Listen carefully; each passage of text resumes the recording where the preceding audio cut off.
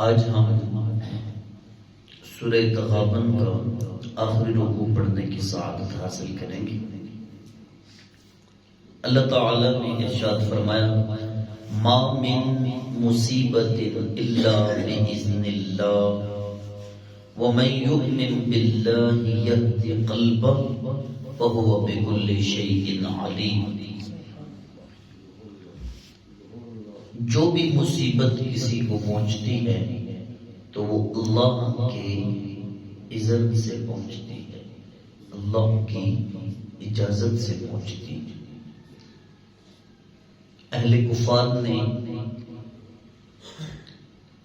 مومنین کی ظاہری دنیاوی خستہ حالی کو دیکھ کے یہ کہا کہ یہ ایمان والے ہیں تو یہ محتاج کیوں ہیں اتنے دنیا میں۔ اللہ نے فرمایا ما من مصیبت الا باذن اللہ، جو بھی کوئی تکلیف، ظاہری آزمائش، دنیاوی حالات کا خستہ ہونا، جو کچھ بھی ہے وہ اللہ کی اجازت سے ہوتا ہے۔ وَمَن يُؤْمِن بِاللَّهِ يَهْدِ قَلْبَهُ، اور جو اللہ پر ایمان لے کے آتا ہے اللہ اس کے دل کو ہدایت عطا فرما دیتا ہے۔ کیسی خوبصورت ہدایت میرا رب دیتا ہے کہ بندہ اس کے دیے ہوئے پہ شاکر ہو جاتا ہے۔ ایمان والے کے دل کو میرا رب ہدایت عطا فرماتا ہے۔ یہ خواہش تو دل کی ہوا کرتی ہے نا آگے بڑھنے کی دنیاوی اعتبار سے، لیکن جس کا رب پر ایمان ہو اللہ اس کے دل کو ہدایت دیتا ہے کہ نہیں بندے تو اپنے رب کی رضا پہ راضی ہو جائے، اور جس کے دل کو میرا رب ہدایت دے دے وہ اپنے سے اوپر والوں کو نہیں دیکھتا، وہ اپنے سے نیچے والوں کو دیکھتا ہے۔ شیخ سعدی ایک مرتبہ دوران سفر جوتے نہیں تھے ان کے پاس اور ریگستان سے گزر رہے، جب دھوپ لگی نا زیادہ تو دل ہی دل میں سوچا یار اتنے حالات خراب ہو گئے، جوتے بھی نہیں میرے پاس۔ تھوڑی دیر گزرے تو ایک شخص آگے پیدل چل رہا تھا جس کی صرف ٹانگیں تھی، پاؤں نہیں تھے، اور وہ گھسیٹ کے چل رہا تھا۔ تو شیخ سعدی رب کی بارگاہ میں شکر ادا کرتے ہیں، میرے مالک میرے دل نے کیا خواہش کر دی، پروردگار تیرا لاکھ لاکھ شکر ہے کہ تو نے اپنی کتنی مخلوق سے مجھے کتنا زیادہ نوازا ہوا۔ وَمَن يَهْدِ قَلْبَهُ وَاللَّهُ بِكُلِّ شَيْءٍ عَلِيمٌ، اور اللہ ہر چیز کو جاننے والا ہے۔ وَأَطِيعُوا اللَّهَ وَأَطِيعُوا الرَّسُولَ، اللہ اور اس کے رسول کی اطاعت کرو۔ او لوگو، اللہ رب العزت حکم فرما رہا ہے اللہ اور اس کے رسول کی اطاعت کرو۔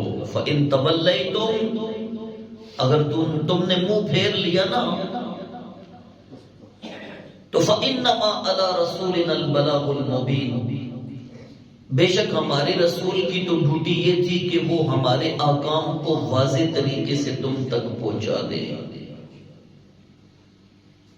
ڈنڈا لے کے کسی سے عمل کروانا یہ کسی مبلغ کی ڈیوٹی نہیں۔ اللہ فرماتا ہے یہ تو میرے رسول کی بھی ڈیوٹی نہیں، میرے رسول کا بھی یہ کام ہے کہ وہ تم تک میرے احکام واضح انداز سے پہنچا دے۔ اس لیے تم تک احکام پہنچ گئے تو وَأَطِيعُوا اللَّهَ وَأَطِيعُوا الرَّسُولَ، اللہ اور اس کے رسول کی اطاعت کرو۔ اللہ لا الہ الا ہو، اللہ کے سوا کوئی عبادت کے مستحق نہیں۔ وَعَلَى اللَّهِ فَلْيَتَوَكَّلِ الْمُؤْمِنُونَ، لیکن جو اہل ایمان ہیں ان کو اللہ کی ذات پہ بھروسہ ہے۔ اہل ایمان کا بھروسہ کس پہ ہے؟ محبت سے بولے کس پہ ہے؟ اہل ایمان کا توکل اور بھروسہ وہ دنیاوی جاہ و جلال سے نہیں، وہ اللہ کی ذات پہ ہے۔ اسی لیے تو اہل ایمان کا بھروسہ تھا، نہتے گئے تھے، ہاتھوں میں کچھ نہ بڑا لشکر تھا اور نہ ہی جناب کوئی تیر تلوار تھے، اور 313 ہونے کے باوجود میدان بدر میں گئے، بھروسہ رب کی ذات پہ تھا، کامیاب ہو کے واپس لوٹے۔ اہل ایمان کو بھروسہ اللہ کی ذات پہ ہونا چاہیے۔ اب ذرا جو اگلی آیت پڑھ رہا ہوں دل کی کھڑکیاں کھول کے سنیے گا۔ اللہ فرماتا ہے یا ایھا الذین آمنوا، اے ایمان والو، ان من ازواجکم و اولادکم عدوا لکم فاحذروہم، بے شک تمہاری بیویوں میں سے اور تمہاری اولادوں میں سے کچھ تمہارے دشمن ہیں، ان سے بچ کے رہو۔ جناب سورہ تغابن کے آخری رکوع کی جو آیت کریمہ ہے اسے غور سے سمجھ لیجیے۔ یا ایھا الذین آمنوا ان من ازواجکم و اولادکم عدوا لکم فاحذروہم، اے ایمان والو، تمہاری بیویوں میں سے تمہاری اولادوں میں سے کچھ بعض تمہارے دشمن ہیں، ان سے بچ کے رہو، چکنے رہو۔ اللہ اکبر کبیر۔ اصل میں یہ آیت کریمہ اس وقت نازل ہوئی جب ایمان لانے والوں کو میرے پیارے آقا نے جہاد کے لیے بلایا، بیوی آڑے آ گئی، بعض اولاد آڑے آ گئی کہ آپ ہمارے گھر سے جا رہے ہیں، ہمارا کیا بنے گا، ہمارے کھانے پینے کا کیا بنے گا، رہن سہن کا کیا بنے گا، ہماری حفاظت کون کرے گا۔ اللہ اکبر کبیرہ۔ اللہ تعالیٰ نے اپنے محبوب کی سینہ پاک پہ قرآن کی آیت نازل فرما دی، محبوب اہل ایمان سے کہو کہ تمہاری بیویوں میں سے تمہاری اولادوں میں سے بعض تمہارے دشمن ہیں، ان سے بچ کے رہو، وہ تمہیں حقیقی کامیابی کی طرف نہیں جانے دے رہے۔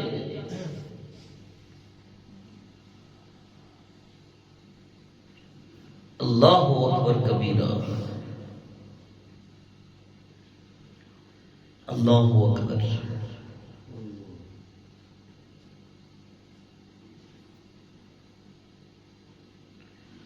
جب یہ آیت کریمہ نازل ہوئی تو جو میرے پیارے آقا کا کلمہ پڑھنے والے تھے ان کو نہ ان کی بیویاں جہاد سے روک سکی، نہ ان کی اولاد جہاد سے روک سکی، نہ ان کو دل کی خواہشات جہاد سے روک سکی، بس ان کا مطمع نظر ایک ہی تھا کہ رسول اللہ نے اپنی نگاہوں سے اشارہ کر دیا، اب جو کلمہ پڑھا تھا اس کلمہ کی لج رکھتے ہوئے میدان جنگ میں یا اپنی جان قربان کر کے آئیں گے یا دین کا پرچم بلند کر کے آئیں گے۔ ان میں سے پھر جب واپس آتے نا کامیاب ہو کے، تو وہ گھر والے جو انہیں روکتے تھے ان کو وہ غصہ ہوتے، جلال، ان کو پیٹتے نا، تو میرے رب نے پھر آیت نازل فرما دی وَإِن تَعْفُوا وَتَصْفَحُوا وَتَغْفِرُوا فَإِنَّ اللَّهَ غَفُورٌ رَحِيمٌ، اگر تم درگزر کر دو، انہیں معاف کر دو، ان کو چھوڑ دو، بخشش کر دو ان کی، تو بے شک اللہ تعالیٰ بہت بخشنے والا، بہت رحم فرمانے والا ہے۔ انہوں نے روکا تھا، چھوڑ دو، ان کو معاف کر دو۔ انما اموالکم و اولادکم فتنہ، بے شک تمہاری مال، تمہاری اولاد فتنہ ہے۔ حضرت عبداللہ بن بریدہ رضی اللہ تعالی آپ فرماتے ہیں جمعے والے دن امام حسن امام حسین دونوں شہزادے مسجد نبوی کے دروازے سے انٹر ہوئے، سرخ رنگ کے دھاری دار لمبے کرتے پہنے ہوئے تھے۔ جس وقت جمعے کا عین ٹائم تھا، سرکار خطبہ دے رہے تھے، میرے آقا خطبہ دے رہے تھے، شہزادے جو ہی اندر داخل ہوئے، دھاری دار سرخ رنگ کا جو کرتا انہوں نے پہنا تھا وہ بار بار پاؤں میں اڑتا۔ دونوں شہزادے جو ہے وہ رک جاتے، گرنے لگتے، لیکن بچ جاتے۔ بچوں کی عادت ہوتی ہے بار بار ان کا کپڑا پاؤں میں ہونا، تو وہ ان کو ذرا چلنے میں دقت ہوتی ہے۔ جمعے کا خطبہ دیتے دیتے میرے نبی نے خطبہ روکا، تشریف لے گئے، دونوں شہزادوں کو سینے سے لگا لیا۔ واہ حسن و حسین تیری شان قربان جاؤ، میرا نبی خطبہ چھوڑ رہا ہے اس لیے کہ کہیں میرے شہزادے گر نہ جائیں۔ اللہ اکبر کبیرہ۔ عبداللہ بن بریدہ فرماتے ہیں سرکار نے دونوں شہزادوں کو اپنے سینے سے لگایا، پھر واپس آئے، ممبر پہ چڑھے، ممبر پہ دوبارہ جہاں سے خطبہ چھوڑا تھا وہیں سے خطبہ ارشاد فرمانا شروع کر دیا، اور ساتھ ہی یہ آیت پڑھ لی، انما اموالکم و اولادکم فتنہ، کہ مال اور اولاد فتنہ ہے۔ یہ دونوں چیزیں ایسی ہیں کہ بندہ ان سے بے پناہ محبت کرتا ہے، اور جو محبت ہوتی ہے نا وہی تو فتنہ ہوتی ہے، وہی تو بندے سے غلط کام کرواتی ہے، وہی محبت ہی تو بندے کے حلال اور حرام کمانے کو نہیں دیکھتی، بس ان کے پیچھے بندہ سب کچھ کماتا رہتا ہے۔ لیکن عارف کڑی نے کہا تھا جاندی باری ساری زندگی اولاد کی خاطر محنت کرتا رہا، نہ حلال دیکھا نہ حرام دیکھا، مال جمع کرتا رہا۔ یہ مال کی بھی حفظ بڑی عجیب سی ہے نا، کسی کے پاس لاکھ ہو گیا تو 2 لاکھ ہونا چاہیے، کروڑ ہو گیا تو 2 کروڑ ہونا چاہیے، ارب ہو گیا تو 2 ارب ہونا چاہیے، ایک ریاست مل گئی تو کوئی اور ریاست بھی مل جائے۔ فرمان مبارک ہے کہ اگر کسی کو پوری دنیا کی حکومت مل جائے نا، تو کہ یار تھوڑی سی حکومت ہے، یہ جو سامنے سیارے جا رہے ہیں ان میں سے ایک اور سیارے کی حکومت مجھے مل جائے، یہ دنیا چیز ہی ایسی ہے۔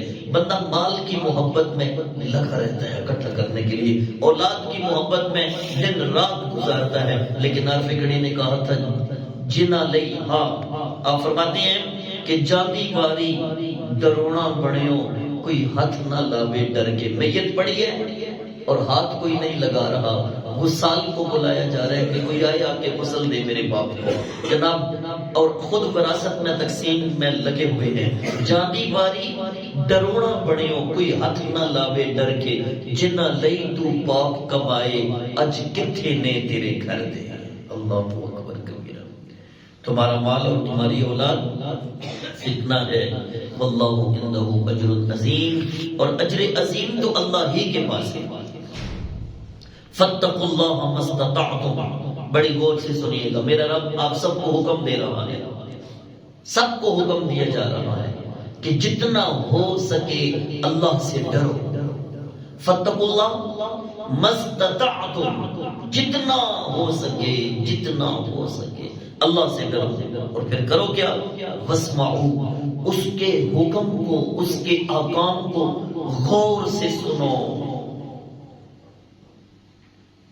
اس میں یہ درس قرآن بھی ہے، اس میں بیان بھی ہے، اس میں تقریر بھی ہے، اس میں جمعے کا خطبہ بھی ہے، اس میں بڑے بندے کی واعظ و نصیحت بھی ہے، اس میں عالم کا فقہ کا درس دینا بھی ہے۔ اللہ فرماتا ہے جتنا ہو سکے اللہ سے ڈرو، واسمعوا، اور اس کے احکام کو غور سے سنو، وَأَطِيعُوا، پھر ان احکام پہ عمل کرو، وَأَنفِقُوا، اور اللہ کی راہ میں جتنا ہو سکے خرچ کرو، خیرا لانفسکم، یہ تمہارے لیے زیادہ بہتر ہے، یہ تمہارے لیے زیادہ بہتر ہے۔ وَمَن یُوقَ شُحَّ نَفْسِهِ، اور جو شخص بھی اپنے نفس کے بخل سے بچ گیا، فَأُولَئِکَ هُمُ الْمُفْلِحُونَ، وہی تو کامیاب ہو گیا۔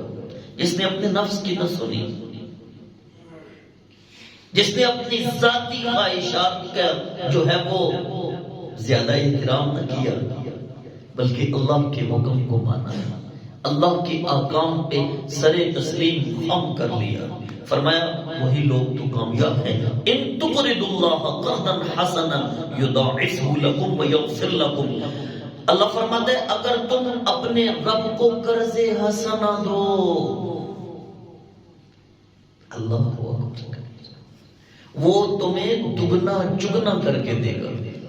اگر تم اپنے رب کو قرضے، یار ویسے کتنا رحیم ہے میرا رب، کتنا کریم ہے میرے رب، کتنا رؤوف اور مہربان، اور میں کہتا ہوں کمال شفقت ہے، مال بھی اس کا، پھر کہتا ہے دے کے اگر میری راہ میں مجھے قرضہ دو۔